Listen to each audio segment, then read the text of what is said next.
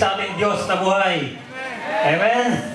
Sa kanyang kabutihan, sa kanyang mga anak, purihin ang Diyos sa umagang ito. This is the time to celebrate in His goodness, in His faithfulness. After 31 years of existence, brethren, the Lord fellowship, great is the Lord our God. Amen? Welcome po sa ating 32nd anniversary. Pwede po ba nating abutin ang ating kaibigan, katabi, mahal sa buhay? Batiin po natin ang happy 32nd anniversary.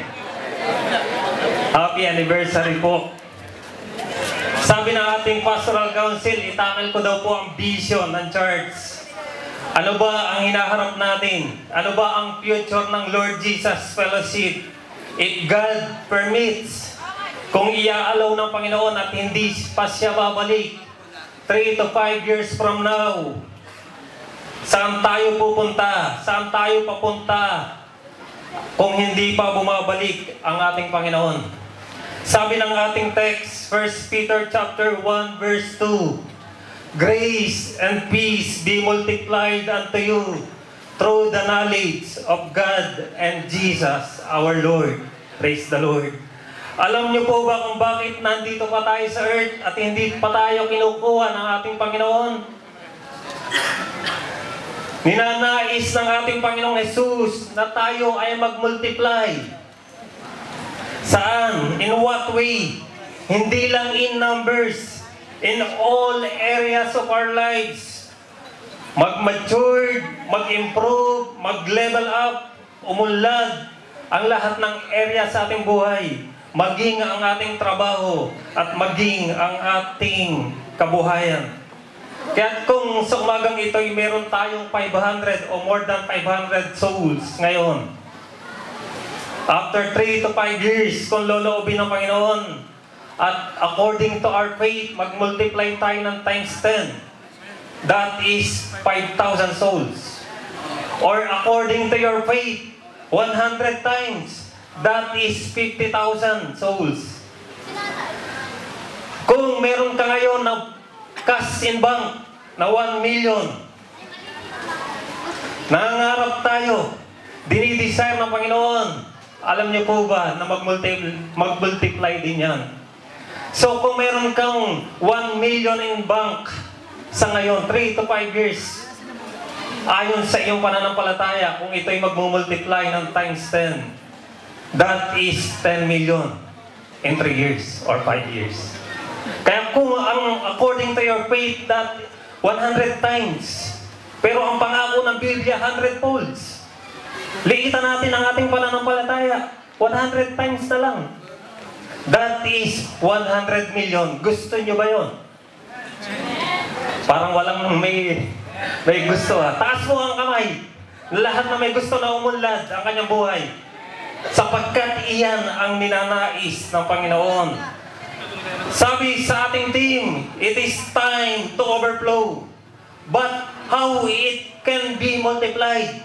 Paano mangyayari? Ang pinapangako ng Panginoon na mag-multiply ang ating mga ari-arian. Paano mangyayari na mag-extend ang ating mga property? Sabi sa ating text, kung ang biyaya na pinagkaloob sa iyo ngayon ni Lord ay isang dakot, paano ito mag-overflow? Paano ka magiging channel of blessings, instrument of blessing to others? Paano mangyayari ang pinangako ng Panginoon na pagpapala, rumaragas ang pagpapala sa iyong buhay? Give me an idea. Paano? Sabi po, wag na tayong lumayo sa ating text. Peace can be multiplied. Grace can be multiplied. That is what Peter is saying here. The peace you have, the grace you have, it can be multiplied. How?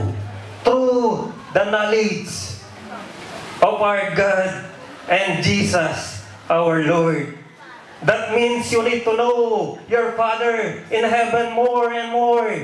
You need to know the Lord Jesus in your life more and more and more. And we need to apply the principles of God into our lives upang mag-manifest ang rumaragasang pagpapala ng Diyos sa kanyang mga anak. And one of the key is giving your life to God through His ministry, sapagkat ninanais ng Diyos na ang kanyang mga lingkod, ang kanyang mga servant ay kanyang pagpalain.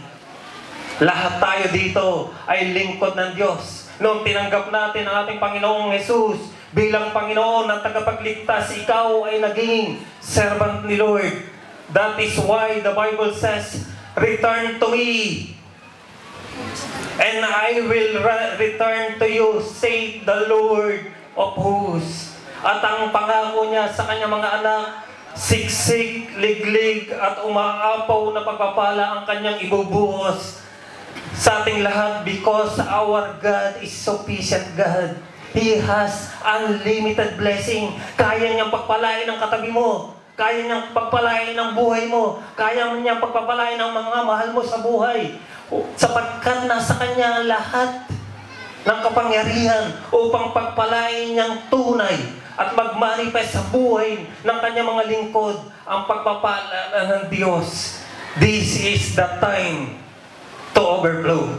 Kaya napakaganda po ng ating team, at nawa pagkatapos ng 3 taon, 5 taon, makita natin according to our faith, sapagkat ang pananampalataya natin ay hindi natin pwedeng ibili ng sasakyan. Hindi natin pwedeng ibili ng mga resources. Kailangan mag-manifest. Kailangan mangyari, makita ng sanlibutan na ang mga tunay na anak ng Diyos ang may karapatan, ang pinagpapala ng Diyos, sapagkat God is sufficient to His children. Purihin ang Diyos.